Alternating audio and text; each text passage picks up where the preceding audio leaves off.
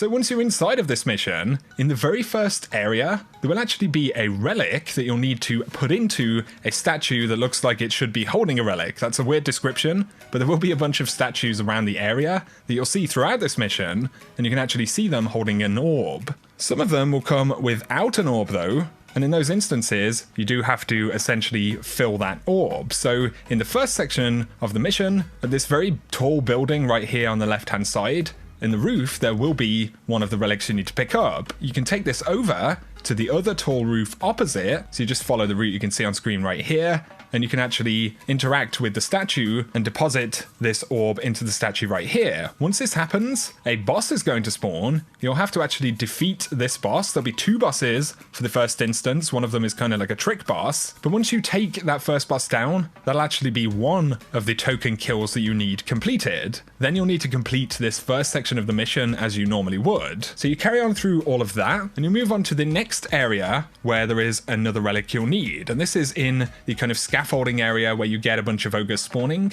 So on the right hand side as you come in, there will be 2 spawn locations for relics. What I recommend that you do is actually kill a bunch of the ogres. So move out to the left, kill a bunch of the ogres. Once they're down, you can have someone head back, grab the orb, and then the statue that you need to put it into will be on the right hand side over here. This one won't immediately spawn a boss. It's actually going to do something a little bit different. So you'll actually need 2 different relics to get the next boss to spawn. So once you've done this one in this room, you can safely carry on and you'll get to the thrall room where you are actually kind of inhibited and aren't able to jump around and stuff like that. There will be another relic either on the left or the right hand side here. You grab that and you'll need to work as a team here for sure because you don't want to wipe and lose this relic. This can be quite buggy and sometimes you'll have to restart the mission. But what you need to do is work with the team to get it all the way to the other end of the thrall room. Then you can jump through the kind of gap right here and down on the right hand side you'll find another statue that you can deposit this relic into. So now you've put these 2 relics in, it will actually spawn a boss in the room up ahead on the other side of the bridge. This doesn't normally open. You'd normally go to the right hand side in the jumping puzzle and carry on through the mission.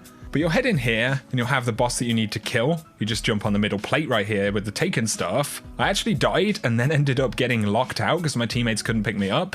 But it still counted this particular token for me, which is good. So that is the second token kill that you need. The final one that you'll need is actually in the room with the ogre who is shielded that you have to pick up the different buffs from the wizards in order to take the shield down and do damage to. Now what's going to happen in here is essentially you repeat the normal mechanics. Once again, those mechanics will be in my previous video, which is linked in the description. And once you've been around all of the wizards, got the buffs that you need to actually take his shield off, as soon as his shield comes down, you'll have a taken minotaur at the back of the room, and right here you'll see yet another relic. So you grab this one, head to the right hand side from the back where you've just picked it up, or of course the left hand side from the front of the room, and there is another statue that you can deposit this one into. You do that, another boss will spawn inside of this room, so this is while the ogre and the rest of the wizards are all going crazy, so it gets a bit intense. But you kill this boss, you'll get that token completed, then you actually need to defeat the ogre in this room as you normally would. Once you've done that,